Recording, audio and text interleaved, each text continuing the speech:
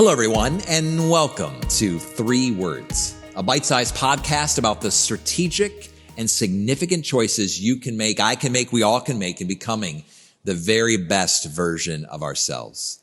My name is Dr. Michael Brown. I am the host of this 3 Words podcast in this episode today, and I'm here with my good friend, Gabe Dunbar, and we're going to talk to you in the midst of this global pandemic about 3 words that I think are very, very relevant. Gabe, would you share those with us? Absolutely. The 3 words today are expand your vision. Expand your vision. Now, you'll notice even as Gabe and I are sitting here today, we are socially distanced. We've expanded the space between us. This is a challenging time. This is a really hard time in our history. And so we wanted to still meet and we still wanted to offer episodes to you, particularly with these 3 words, because I feel, and I'm sure you will agree with me, Gabe, that the pandemic, the COVID-19 scenario has expanded our vision. We've now realized how small we are, that we are truly human, that we are more vulnerable than we would have ever imagined, and we are not in control. We are not absolutely in control of our lives. And so in many ways, this is an opportunity to see. So I guess my thought for you, or even my question for you, Gabe, and I'd love to get your thoughts on this, is this notion, can I both see and be blind at the same time? Yeah, that's a great question. Because I think in many ways, we spend a lot of our lives blind to the realities around us. And even now, as we find ourselves in this pandemic, we're starting to see more, and we're asking some of the bigger questions that we were even chatting about offline. Right. Well, even when you're talking about seeing and being blind, it makes me think about what are the things that we're consciously being blind of? What are things that we don't want to see?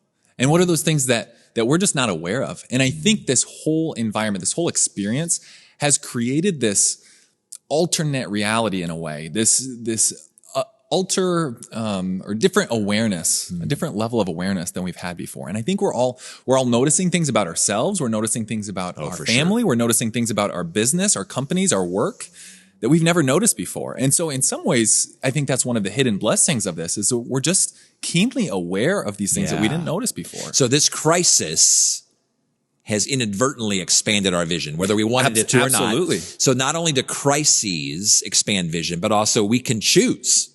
There are choices we can make to expand our vision. Yeah, absolutely. Because I don't think, as I think about expanding your vision, this doesn't happen on accident, right? You can't keep doing the same things and expect your vision to expand or expect things to be different. I think to expand your vision to a place it's never been, you have to do things you've never done. Well said. Yeah, to expand your vision to a place it's never been, you have to do things that you've never done. You have to try things. You have to say things that you've never said before. You have to initiate relationships in a way.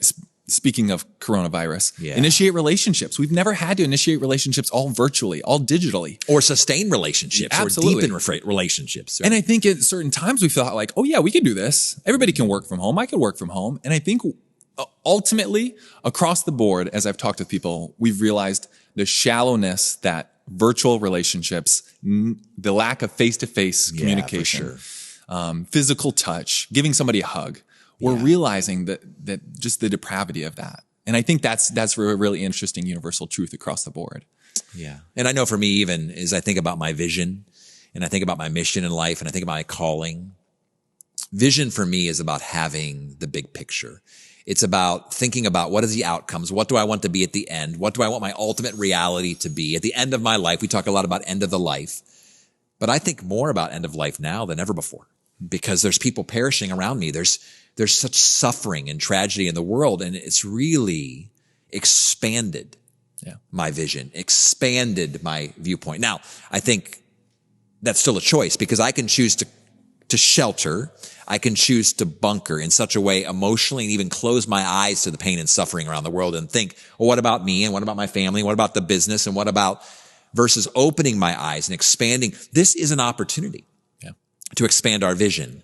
But not even during the pandemic. I mean, obviously you have lived a life where you're continually pushing the edges, Gabe, and always thinking, how can you expand your vision and create more opportunities and really become the best version of yourself? So maybe share with us a little bit, and the viewers and the listeners, how you've done that and what that looks like for you. Yeah, absolutely. And I've spent some time thinking about this during this pandemic, and I want to preface this with the idea that I've heard from a few people as well that just because we're in this pandemic, and a lot of people have the privilege to work from home, that's something that I've been aware of, expanding my vision, just realizing my privilege to have a job that I can work remotely. So many people have been laid off because their job can only happen in person, right? So whether it's retail or commercial or manufacturing, it really is. And so that's one of the things that I've seen even in this time. And so while this time has been a good space for people to think about their lives. And I think universally people are thinking about their lives in a different way. And I think for sure, out of necessity, sometimes they're expanding their vision. They're forced to look at things differently. So I just wanted to mention that first off. In my life, ways that I've intentionally expanded my vision, I think one of the most profound experiences I've had in thinking about my worldview and thinking about my experience, the way that I see people, the way that I see the world. I had a really great opportunity during my undergraduate experience to travel abroad. And so I visited Africa, Uganda specifically. Wow. And so to be able to spend 20 days there, it was a short term, but still, it's amazing how an immersion experience like that can quickly expand your bubble and your vision. Yeah. And so to be able to see people of Africa living there, to see what they live through, again, feeling my privilege completely, to be able to just have gratitude for the things that we have on a daily basis, to be able to have running water, to be able to have electricity that stays on all night long. One of the blessings, every night in Uganda, they would shut down the power. And so you would go outside and there would be absolutely no light pollution. So you could see the stars, the most beautiful sky I've ever seen. And again, just another moment to see things in a different way, to see the world, to see the global population. And again, bringing it back to coronavirus, that this isn't just an American thing. This is the world. Everybody is affected by this. Well, and we have a choice right now. And I love that example that you gave. We can actually choose blindness during this time. Yeah. That expanding our vision is a choice, but we can also choose to shrink our vision, to actually shrink our vision, to say, you know what, I'm not going to look around at that which is difficult. I'm not going to engage that which is disturbing or different than me. And we're seeing some of that even happen on social media. People are like, no, this is the way, this is how it has to be, and this is what's true. And this is a global crisis that none of us have ever encountered. And so I want to keep my eyes wide open. I want to keep my heart soft. I want to make sure that I'm spending as much time listening and learning and seeking to understand than saying, here are all the answers and here's the prescriptions and this is exactly what we should be doing. I want us to, and I want our listeners and I want our team to continue to expand our vision and to say, what is happening around the world? Not just what's happening in my family and in my little island, but I don't want to shrink my perspective during this time, which I think some people are going to be prone to do. Right. But I want to expand my perspective. I want to expand my vision and ask the hard questions and look the hard realities in the eye and say, man, what is happening? Why is this happening? What is our future going to hold? What is my vision for my life post-pandemic? What are the things that I am learning about myself right now that I want to bring with me into the new normal? There's not going back to the old normal. There's only going into the new normal. Yeah. What am I learning about myself right now that I want to bring into the new normal? What will be my vision for my life when I do have an opportunity to open the doors, pull up the blinds, and walk back onto the planet again in a uncharacteristically powerful way? We've taken for granted that we can walk down the street. We've taken for granted that we can gather in places. But I want to decide now and begin to say, or at least at the very least, commit. I'm going to open my eyes. I'm going to see all that I can see so that my vision will be expanded and not become more narrow and more reflective of simply my perspective. Absolutely. And to bring it to a practical sense too. Please. Again, as we're thinking about that, as we're thinking about expanding the vision and where we might go, it doesn't happen automatically. And so we really need to take the time. This takes risk. This takes courage, right? To do this, particularly to see things that maybe you don't want to see. Yeah. But one of the important ways that we can do this is to visualize. And so we can do this in a number of ways. So one thing, maybe you like to write things down. Maybe you're a journaler, and to actually write down very specifically, what this new path, what this new vision would look like. And I would encourage everybody to do that. Absolutely. But then for some of our listeners, especially for our visual learners, I'm a very visual learner. And so I have very vivid daydreams. I have very vivid visualizations.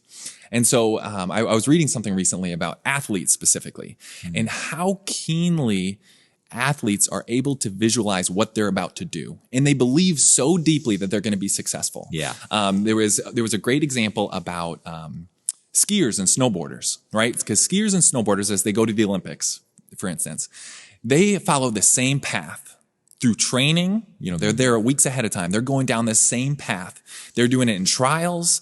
As they get down to their final event, they've probably physically gone through this series of turns and hills and slopes probably dozens of times physically, but mentally, they've probably done it hundreds of times because once they go down it, they have this ability to visualize and to see the turns and to see how they're going to have to cut and swoop. And so as you see these folks screaming down the hill at 60, 70 miles an hour, and you're like, how are they able to do this? Because they've seen it 100 times. In their mind's eye. Yes, exactly. So unless we're able to see what our life could become, unless we're able to see, and again, not physically see, but in our minds, unless we're able to visualize what that could be. And once we see it, the next step is to be able to believe it, to say, I can do that. That's where I want my life to go. And I think for some, they have a hard time seeing what they want their life to look like. Yeah. I think for a large number, they see it, they know what they want, but they just, there's too much risk. There's too much riding on it. For sure. Well, and so what I'm hearing you say is a lot of people you think have that big perspective, but they are afraid. So they turn passive or they don't have a plan. And so therefore, how do they actually live that out? So I guess as we wrap up this conversation, it's about the dream. It's about the big picture. It's about the perspective, followed by a plan and principles of what does that really mean played out. But at the end of the day, my friend, and this is what we talk about all the time here at DMB Coaching, there's choices to make. Absolutely. And for many of us, these are courageous choices. And quite honestly, during this pandemic, they're challenging choices because we're tired and we're nervous and we're anxious and we're just on some days just trying to keep our head above water. And so we want to acknowledge, if you're listening and if you're tuning into this podcast today in any way, shape, or form, that we understand. We're feeling it. It's hard. And so to expand your vision during a time when you just want to shelter and you want to block out all the horrible visualizations of the world, this is the moment. This is your time. This is the day to choose to expand your vision. For life coaching, consulting services, or to hire a keynote speaker, please visit dmbcoaching.com.